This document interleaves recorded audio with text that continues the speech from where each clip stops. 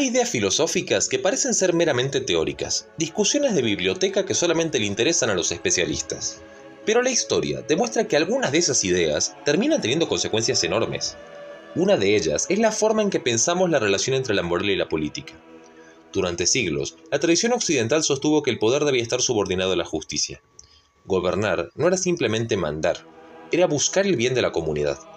Sin embargo, en la modernidad aparece un pensador que cambia radicalmente esa perspectiva: Niccolò Machiavelli. Maquiavelo no inventó la ambición ni la violencia. Los gobernantes crueles existían mucho antes que él. Lo que hizo fue algo diferente: describir el poder político como si fuera una técnica autónoma, separada de la moral. En su obra más famosa propone analizar cómo se adquiere, se conserva y se fortalece el poder, sin preocuparse demasiado por si los medios empleados son moralmente correctos. Lo importante es que funcionen. Ese cambio puede parecer pequeño, pero en realidad inaugura una forma completamente nueva de pensar la política. Durante siglos, pensadores como Aristóteles o Tomás de Aquino habían sostenido que el objetivo de la política era el bien común. El poder tenía sentido solamente si ayudaba a construir una comunidad justa. Para ellos, la moral no era un adorno, era el fundamento mismo de la política. Maquiavelo observa la realidad de su tiempo: intrigas, conspiraciones, guerras entre ciudades, y llega a una conclusión inquietante. Un gobernante que siempre actúe según la moral tradicional probablemente va a ser derrotado por otros que no tienen escrúpulos. Por eso, afirma que el príncipe debe aprender a no ser bueno cuando las circunstancias lo exijan. La virtud política, para él, no es la bondad moral, sino la eficacia. En otras palabras, la política empieza a pensarse como una técnica, un arte de conservar el poder.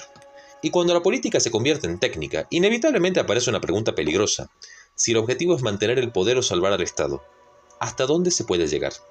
Antes de continuar, si te interesa este tipo de análisis donde conectamos filosofía, historia y actualidad política argentina, te invito a suscribirte al canal, dejar un like y comentar qué pensadores te gustaría que analicemos en los próximos videos. Esa interacción ayuda muchísimo a que este contenido llegue a más gente. Volvamos al problema central. La ruptura que introduce Maquiavelo no significa que todos los gobernantes posteriores hayan leído sus libros. Significa algo más profundo. Introduce una forma de pensar el poder que termina impregnando la política moderna. Una vez aceptamos que la política puede separarse de la moral, el criterio principal deja de ser la justicia y pasa a ser la eficacia. Lo importante no es si una medida es justa o injusta, sino si sirve para conservar el poder, estabilizar el Estado o derrotar a un enemigo.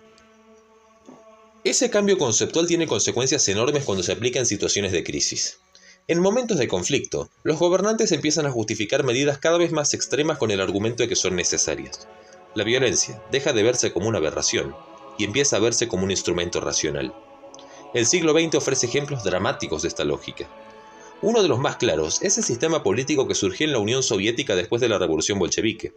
En su origen, el comunismo prometía una sociedad más justa, donde desaparecieran la pobreza y la explotación.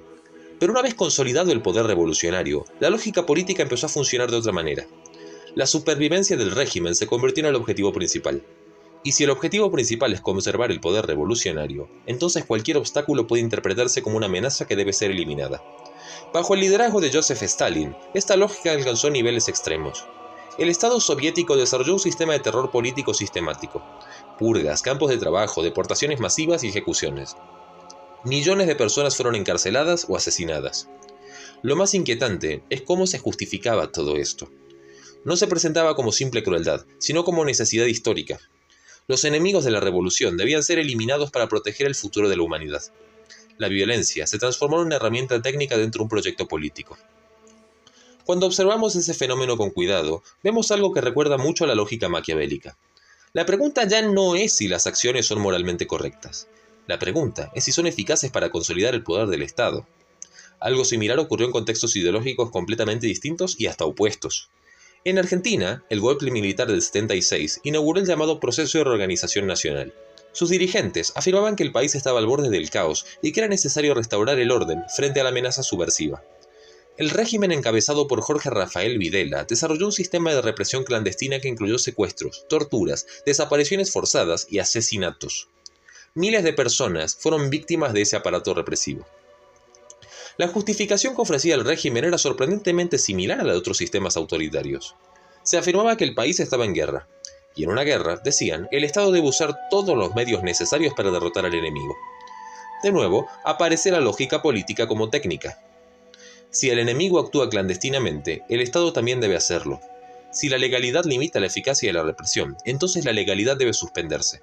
El criterio ya no es la justicia, sino la eficacia militar.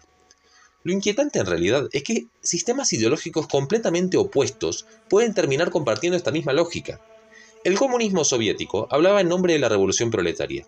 La dictadura argentina hablaba en nombre de la civilización occidental y cristiana. Pero ambos aplicaron un razonamiento parecido. El fin político justifica medios extraordinarios. A mitad de este recorrido histórico, vale la pena hacer una pausa y reflexionar. Si estas ideas te ayudan a entender mejor cómo la filosofía influye en la historia y en la política contemporánea, te invito nuevamente a suscribirte, dejar un like y comentar. Este tipo de contenido busca justamente abrir debates que muchas veces no aparecen en la discusión pública. Volvamos al punto central. ¿Qué ocurre cuando la política se transforma en pura técnica de poder?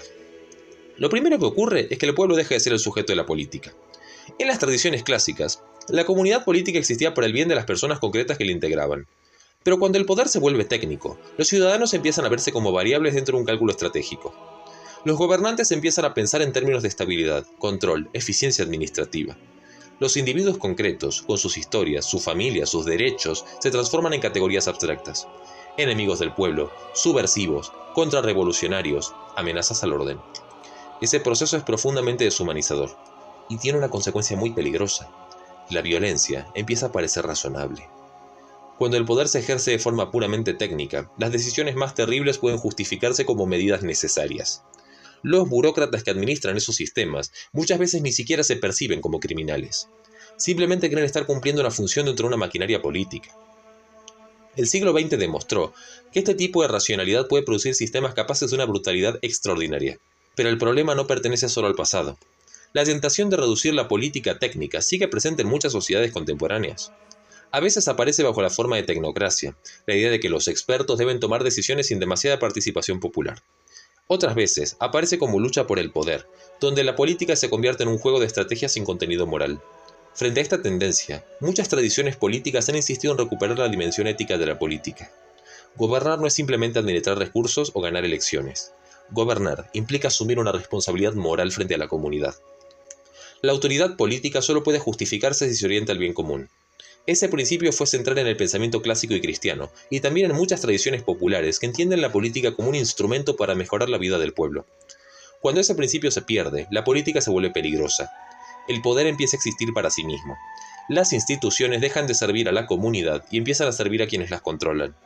La historia muestra que ese camino suele terminar en crisis profundas, porque una política separada completamente de la moral termina perdiendo legitimidad. Y cuando la legitimidad desaparece, el poder necesita recurrir cada vez más a la fuerza para mantenerse. Tal vez la lección más importante de esta discusión sea que el realismo político no puede consistir simplemente en aceptar la lógica del poder. El verdadero realismo consiste en reconocer que las sociedades humanas necesitan algo más que eficacia, necesitan justicia.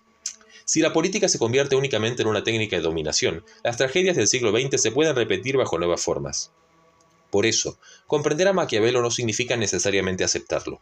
Significa entender el peligro que aparece cuando la política se separa completamente de la moral. Significa recordar que el poder, por sí solo, no puede crear una comunidad justa. Las sociedades sanas necesitan gobernantes eficaces, sí, pero también necesitan gobernantes que recuerden que el poder tiene límites y que esos límites están dados por la dignidad humana y el bien común. Si te interesó este recorrido por las consecuencias históricas de una idea filosófica, te invito nuevamente a suscribirte al canal, dejar un like y comentar qué pensador o qué episodio histórico te gustaría que analicemos en los próximos videos. Entender cómo nacen estas ideas y cómo terminan influyendo en la historia es una de las mejores maneras de evitar que los errores del pasado vuelvan a repetirse. Y como siempre decimos, primero la patria, luego el movimiento y por último, los hombres.